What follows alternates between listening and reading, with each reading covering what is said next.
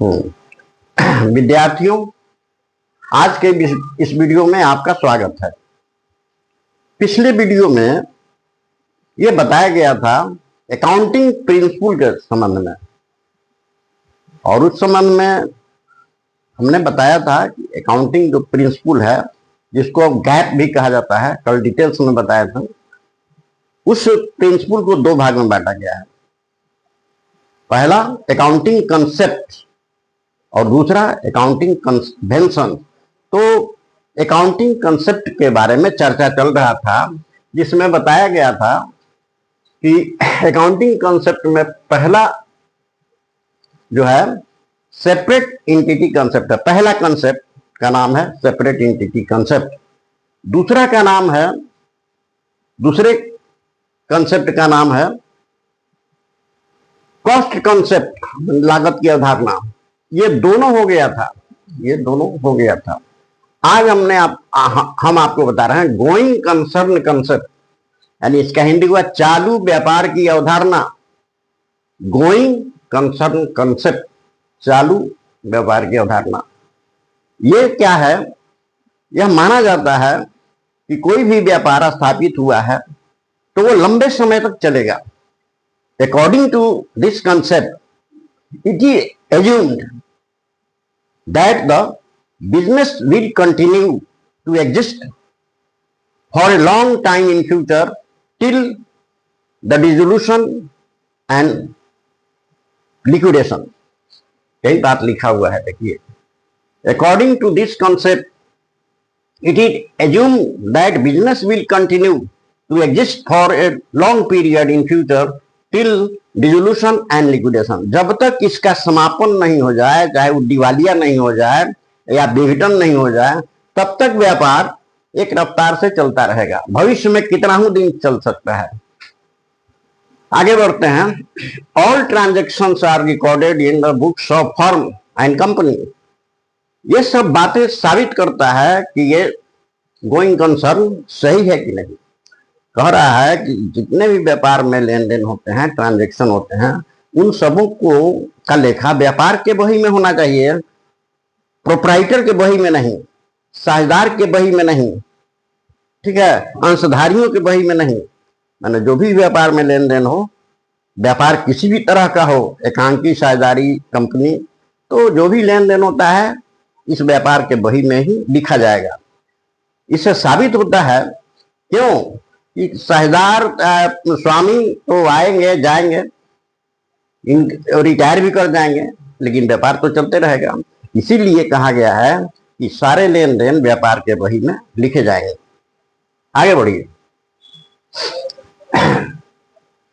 If A machinery is purchase which would last for 10 years, अगर आप machinery खरीदते हैं कोई, या कोई भी फिक्स एसेट खरीदते हैं, तो उसका लाइफ निश्चित होता है। मशीन खरीदेंगे तो उसका लाइफ निश्चित होता है कि 10 वर्ष चलेगा, 5 वर्ष चलेगा, 15 वर्ष चलेगा। तो जितना दिन उसका लाइफ है, मशीनरी के कॉस्ट जो एक्चुअल मूल्य है उसको 10 वर्ष में बांट के प्रति वर्ष ह्रास काट दीजिए। 10 वर्ष के बाद उस संपत्ति का जीवन समाप्त हो जाएगा। लेकिन ऐसा क्यों यहां लिखा गया है? क्योंकि इसलिए कि आप समझिए कि कंपनी या व्यवसाय एक दिन का नहीं होता है। अगर आप आज स्थापित किए तो इसका मतलब ये नहीं है कि 2-4 दिन में खत्म हो जाएगा, नहीं। वो आजीवन काल तक चलेगा, जब तक उसका विघटन नहीं हो, पहले ही लिखा गया है। तो कोई संपत्ति खरीदते हैं तो यह मान के चलिए कि व्यापार के बही में इसलिए लिखा जाएगा कि 10 साल तो चलेगा, 10 साल तक उस मशीन का लाइफ है, 10 साल के बाद खराब हो जाएगा। ठीक है, आगे बढ़ते हैं। Because of this concept, full cost of machinery would not be treated as an expenses in the year of purchase of machinery. कहता है कि इसी अवधारणा के कारण, गोइंग कंसर्न कंसेप्ट के कारण, जो मशीनरी खरीदते हैं, कोई प्लांट खरीदते हैं, और उसका जो लाइफ होता है 10 वर्ष 20 वर्ष लाइफ हुआ, तो आप ऐसा नहीं करेंगे कि 20 लाख का मशीनरी खरीदे तो एक ही साल में उस खर्चे को मान लीजिए, एक ही साल में 20,000 का लेखा कर दीजिए।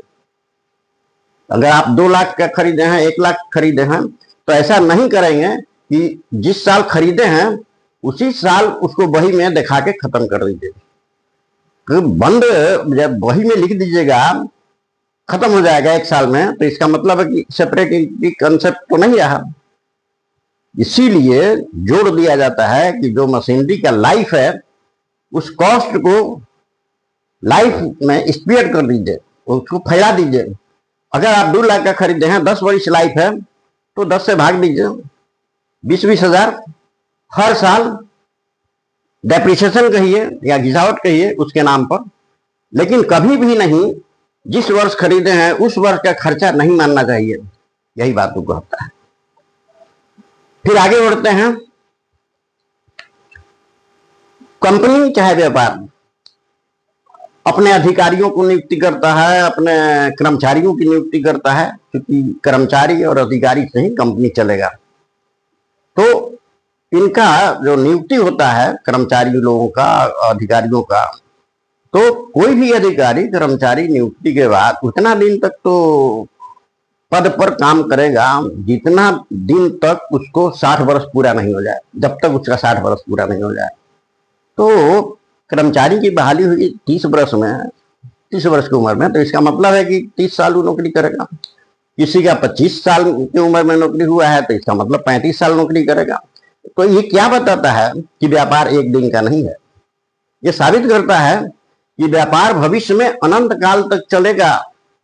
तभी तो कर्मचारियों की बहाली होगी तो 30 साल 25 साल नौकरी करेंगे, और रिटायर करते हैं तो फिर उनके जगह पर दूसरा आदमी आ जाएगा, दूसरा बहाली कर लीजिएगा। इससे साबित होता है ये गोइंग कंसर्न सही है। इसके बदौलत ही, गोइंग कंसर्न कंसेप्ट के बदौलत ही, एक और आपको उदाहरण समझाते हैं। इस कंसेप्ट के चलते, इसी कंसेप्ट के कारण बड़े बड़े बाहरी पक्ष माने व्यापार के बाहर के आदमी व्यापार से समझौता करते हैं, कॉन्ट्रैक्ट करते हैं। बैंक आपको ऋण देता है, बाहरी पक्ष ही आपको ऋण देते हैं। आपके शेयर और डिवेंचर को पब्लिक खरीदती है। ये जितना काम बताए हैं वो किस आधार पर होता है, वो क्या समझ के वो लोग खरीदते हैं। अगर ये समझें कि व्यापार 1 साल में खत्म हो जाएगा या 2 साल में खत्म हो जाएगा, तब तो ऐसा ये बाहरी पक्ष तो काम नहीं करेंगे, ना आपका शेयर खरीदेंगे, नहीं आपको ऋण देंगे। इसका मतलब है कि व्यापार अनंत काल तक चलता जाएगा। ओके, तो जो 3 नंबर पर जो है लिखा हुआ है गोइंग कंसर्न कंसेप्ट, चालू व्यापार की अवधारणा, ये तो हो गया। मुझे उम्मीद है कि आप समझ गए होंगे, लेकिन इसके बारे में एक और चीज बताना है।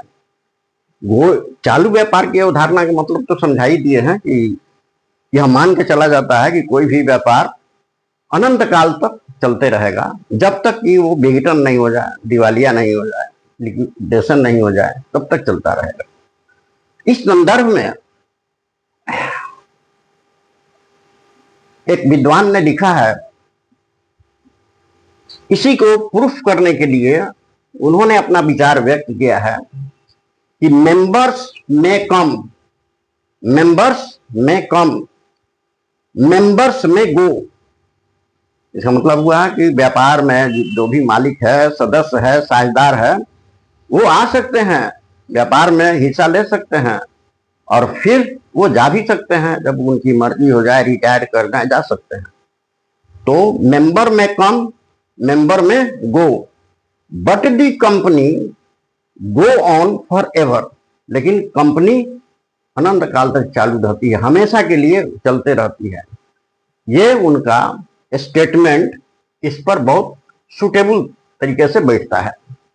मैन में गो, मैन में कम, मैन में गो, यानी सदस्य, मेंबर में कम, मेंबर में गो, सदस्य आ सकते हैं जा भी सकते हैं, रिटायर करके चले जाइए, लेकिन कंपनी अनंत काल तक चलती है।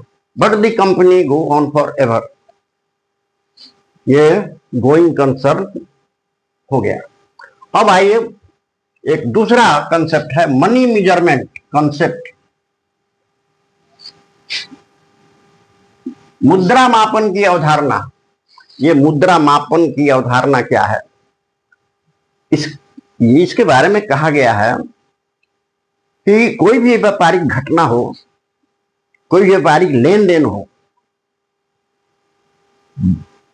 अगर उसका मूल्य मापन यानी उसका मापन मुद्रा में हो रहा है, हम उस लेन देन को मुद्रा में व्यक्त कर सकते हैं, तो वही में लेखा करेंगे। यदि किसी लेन देन को, किसी घटना को मुद्रा में व्यक्त नहीं करते हैं, तो उसका लेखा वही में नहीं होता है। देखिए क्या लिखा हुआ है, according to this concept only those transactions and events are recorded in the books of account which are capable of being expressed in term of money। वो जो बताए हैं, हिंदी में समझाए हैं, उसका अंग्रेजी है। इस कंसेप्ट के अनुसार किसी भी लेन देन या किसी भी व्यवसायिक घटना का व्यापार के बही में तभी लेखा होगा जबकि उसको मुद्रा में व्यक्त करते हैं। अगर कोई घटना व्यापार के लिए बहुत महत्वपूर्ण है, लेकिन उसको मुद्रा में यदि नहीं व्यक्त करते हैं तो नहीं लिखेंगे। एक उदाहरण समझ लीजिए, मान लीजिए बहुत बड़ी कंपनी है और उसमें कर्मचारियों और पदाधिकारियों के बीच मतभेद चल रहा है। हालांकि इससे व्यापार डिस्टर्ब हो जाएगा, इसलिए इसको आप एक महत्वपूर्ण मुद्दा मानिए, इंपॉर्टेंट फैक्ट्स है। लेकिन इंपॉर्टेंट फैक्ट्स होते हुए भी व्यापार के बही में इसका लेखा नहीं होगा। क्यों? कि इस घटना को मुद्रा में व्यक्त नहीं किया जा सकता है। आगे बढ़िए, इसके बारे में और जानकारी देता हूं। देखिए, इट शुड बी रिमेंबर, जहां तक समझा दिए, यहां तक समझा दिए हैं, इट शुड बी रिमेंबर, यह भी ध्यान रखना चाहिए, that money is the only measurement unit, मुद्रा ही एक माप का ऐसा यूनिट, इकाई है, which enables various things of diverse nature to be added up together and dealt with। इसका मतलब ये हुआ कि मुद्रा ही एक ऐसी इकाई है, मूल्य मापन की ऐसी इकाई है जो अलग अलग नेचर के मदों को एक साथ जोड़कर उसको मुद्रा में व्यक्त करती है। अगर नहीं आया है समझ में तो फिर सुनिए, मुद्रा ही एक ऐसा मेजरमेंट का यूनिट है, नापने का यूनिट है, जो अलग अलग प्रकार के, अलग अलग नेचर के वस्तुओं को एक में जोड़ती है, फिर उसको व्यक्त करती है मुद्रा में, और तब वही में लेखा होता है। जैसे समझ लीजिए, किसी पर्टिकुलर डेट को एक व्यापार का आर्थिक स्थिति के बारे में ये सूचना मिलता है कि cash at hand 10,000, cash at bank 20,000, raw material 20,000। यहां तक तो ठीक है, सब रुपया में व्यक्त है। लेकिन उसके बाद कहा जाता है सूचना में कि इनके पास 5 कुर्सियां हैं और 5 फर्नीचर हैं। तो ये तो अलग हो गया। डाइवर्स नेचर का मतलब यही होता है कि कुछ वस्तुओं को मुद्रा में व्यक्त करेंगे और कुछ वस्तुओं को गिनती, काउंटिंग में व्यक्त करेंगे, कुछ को वजन में व्यक्त करेंगे। रॉ मटेरियल 10,000 है केजी, फिनिश गुड्स 20,000 केजी है, तो इसको हम मुद्रा में नहीं माप सकते हैं। ये कह रहा है कि जब तक उनको ऐड नहीं करेंगे, मैंने कन्वर्ट करिए और ऐड कीजिए, मैंने सबको मुद्रा में बदल दीजिए और ऐड कर लीजिए, तभी वो वही में दिखाएगा। तो इसका ये समाधान मुद्रा ही न है। मुद्रा ही इन सब चीजों को परिवर्तित करता है मुद्रा में और एक में मिलाता है, फिर उसको बही में लिखा जाता है।